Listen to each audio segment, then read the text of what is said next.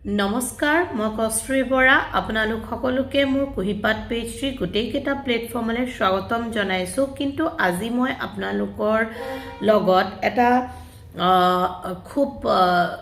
মানে সাম্প্ৰতিক দুটা দিনত চৰ্চিত হৈ থকা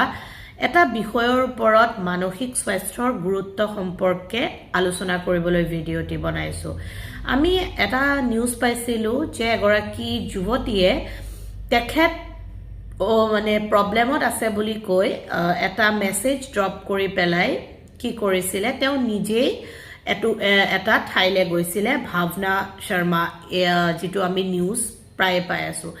এতিয়া মোৰ ক'বলগীয়া কথাটো এজ এ সাইকোলজিষ্ট মই এটা বস্তু বিচাৰ কৰিবলৈ ভাবি পাইছো যে মই যিমান পাৰো হিমান 2019 চনৰ পৰা মানসিক স্বাস্থ্যৰ এৱাৰনেছৰ ওপৰত ৱেলবিংছৰ ওপৰত ভিডিঅ'ছ সমূহ প্ৰভাইড কৰি আহি আছো বা ভৱিষ্যতেও গৈ থাকিম আমি যেতিয়া কিছুমান কাম কৰো সেই কামবোৰৰ পিছত কেনেকুৱা ধৰণৰ পৰিণাম বা পৰিণতি ঘটিব হয়তো আমি সুস্থ মানসিক অৱস্থাত থকা একোজন ব্যক্তিয়ে সেই বস্তুখিনি মানে এনালাইসিস কৰিব পাৰো বা পৰ্যবেক্ষণ বা পৰ্যালোচনা কৰি ল'ব পাৰো আমাৰ মানসিক স্তৰতে কিন্তু এনেকুৱা কেতিয়া হ'ব পাৰে এজন ব্যক্তিৰ মানসিক অৱস্থাত যেতিয়া এজন ব্যক্তিয়ে অনুভৱ কৰিব নোৱাৰে যে তেওঁ কৰা কামটো বা তেওঁ কৰি থকা কামটোৰ পিছৰ পৰিণতি কেনেকুৱা হ'ব বা পিছত কি ধৰণৰ এটা অৱস্থাৰ সৃষ্টি হ'ব আমি নিজৰ মানসিক অৱস্থাটো ইমান বেছি নিম্ন পৰ্যায়লৈ লৈ যাওঁ যে আমি কিছুমান এনেকুৱা কাম কৰো যি কাম কৰাৰ পিছত কি হ'ব বা তাৰ কাৰণে কোন জগৰীয়া হ'ব বা নহ'ব ইমানখিনিও আমাৰ চিন্তা কৰিব পৰাৰ শক্তি মানসিক অৱস্থাত নাথাকে সেই মই এটা কথা বিশ্বাস কৰো আৰু এটো আমি সকলো মানুহে জনা বা ফলো কৰাৰ প্ৰয়োজন যে আমাৰ মানসিক স্বাস্থ্য যিদিনাই অলপ ইনিশিয়েল ষ্টেজত কষ্টত থাকে বা ইনিশিয়েল ষ্টেজত মানসিক অৱস্থাই আমাক ৱাৰ্নিং সাইন আৰু এলাৰ্ট দিয়ে সেই সময়ছোৱাতে আমি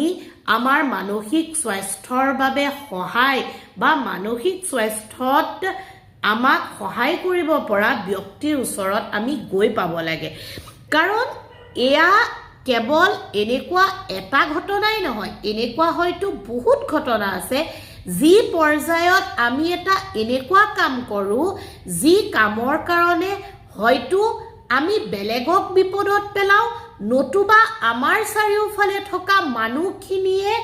বেলেগ ধৰণৰ এটা সাফোকেটিং আৰু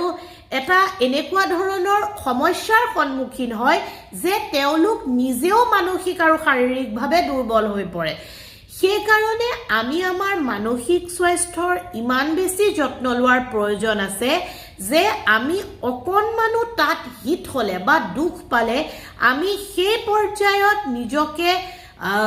ধৰি পেলাই বা আমাৰ সেই প্ৰবলেমছ সমূহ ফিগাৰ আউট কৰি আমি এজন প্ৰফেশনেলিষ্টৰ ওচৰত কাউন্সেলৰ বা সাইকোলজিষ্টৰ ওচৰত যাব বা ৰিচ কৰিব লাগে যদি আমি আমাৰ ওচৰে পাজৰে তেনেকুৱা কোনো ব্যক্তি নাপাওঁ যিয়ে আমাক সহায় আগবঢ়াব পাৰে বা যোনে আমাৰ কথাখিনি বুজি পোৱাৰ ক্ষমতা ৰাখিব পাৰে আৰু এটা বিশেষ কথা আজিৰ সময়ত আমি এনেকুৱা এটা কেছ হৈছে বা খুব বেছি আগে পিছে আমি এনেকুৱা ধৰণৰ কেছবোৰ ইমান হাইলাইট কৰা দেখা নাই কাৰণে ভাবো এনেকুৱা কেছ সদায় নহয় কিন্তু আমি যদি আজিৰ সময়ত ইমান আমাৰ চাৰিওফালে ৰিসোৰ্স থাকুতে ইমান আমাক হেল্প কৰিব পৰা প্ৰফেশনেলিষ্ট বহি থকাৰ সময়ত কাউন্সেলৰ ওচৰত থকা সময়ত আমি আমাৰ মানসিক স্বাস্থ্যটোক উইলিংলি টৰ্চাৰ কৰিব বিচাৰি আছো বা আমি নিজে মানসিক স্বাস্থ্যটো টৰ্চাৰ কৰাৰ ক্ষেত্ৰত নিজক সহায় কৰি আছো তেন্তে ডেফিনেটলি ইয়াৰ পৰা আমি আমাৰ নেক্সট জেনাৰেশনক বা আমাৰ উঠি অহা যিখিনি প্ৰজন্ম তাক আমি কি শিক্ষা দিছোঁ যে যেতিয়ালৈকে আমাৰ মনে বিচৰা নাই তেতিয়ালৈকে আমি নিজক মানসিকভাৱে সুস্থ কৰি নাৰাখোঁ বা আমি সুস্থ হোৱাৰ প্ৰয়োজনীয়তা নাই আৰু ইয়াৰ পিছৰ সময়ছোৱাত এনেকুৱা কিমান ভয়ংকৰ ঘটনা হ'ব পাৰে যাৰ কাৰণে আমি আমাৰ মানসিক স্বাস্থ্যৰ আৰু বেছি অৱনতি ঘটা দেখিব পাৰোঁ চাওক আমি শাৰীৰিকভাৱে যিমান সুস্থ হোৱাৰ প্ৰয়োজন মানসিকভাৱে মই বিশ্বাস কৰোঁ তাতকৈ আমি দুগুণ বেছি সুস্থ হোৱাৰ প্ৰয়োজন আপুনি আপোনাৰ মানসিক স্বাস্থ্য সুস্থতাৰে ৰাখিলে আপুনি আপোনাৰ শাৰীৰিক অসুস্থতাক দূৰ কৰিব পাৰিব হিল কৰিব পাৰিব কাৰণ আজিৰ প্ৰেক্ষাপটত স্ৰোত ৰিচাৰ্চে কয় এনেকুৱা বহুত মানে শিশু আছে চাইল্ড আছে যিয়ে তেওঁলোকৰ জীৱনত সৰুৰ পৰা কোনো ধৰণৰ মানসিক কেয়াৰ নাই পোৱা গাইডেন্স নাই পোৱা কোনো ধৰণৰ মেণ্টৰ নাই পোৱা সেয়া তেখেতলোকৰ পিতৃ মাতৃৰ ফালৰ পৰাই নহওক কিয় যাৰ আগত তেওঁলোকে তেওঁলোকৰ মনৰ মতে কাম কৰিব পৰা নাই মনে বিচৰা ধৰণে কথা ক'ব পৰা নাই যিকোনো বাধ্যবাধকতাৰ কাৰণেই নহওক কিয় যাৰ কাৰণে তেওঁলোকে ডাঙৰ হৈ বা এডাল্ট হোৱাৰ পিছত তেওঁলোকে যিকোনো সিচুৱেশ্যন আৰু পৰিস্থিতি আহিলে সিমানখিনিয়ে ভাবে যে ইমানখিনিৰ পিছত মই কাকো সহায়ৰ বাবে ৰিচ কৰিব নোৱাৰোঁ বা মই কাৰো লগত শ্বেয়াৰিং কৰিব নোৱাৰোঁ বা মই কাৰোবাক মোৰ প্ৰব্লেমছখিনি ক'ব নোৱাৰোঁ সেইটো আটাইতকৈ ডাঙৰ এটা বেৰিয়াৰ প্ৰব্লেম হিচাপে থিয় দিছে আপুনি যিমান আপোনাৰ সমস্যা সম্পৰ্কে আপোনাৰ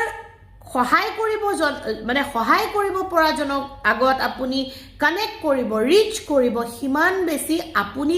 মানসিকভাৱে সবলটো হ'বই মানসিকভাৱে আপুনি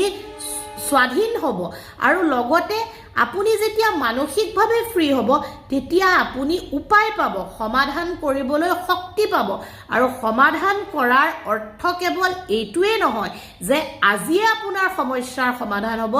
24 ঘণ্টা বা 48 ঘণ্টাৰ ভিতৰত আলাদিনৰ চাকিটো আহিব কিন্তু আপুনি সমাধান কৰাৰ ৰাস্তাটোত কাম কৰি যাবলৈ আপুনি উৎসাহ পাব মটিভেশ্যন পাব সো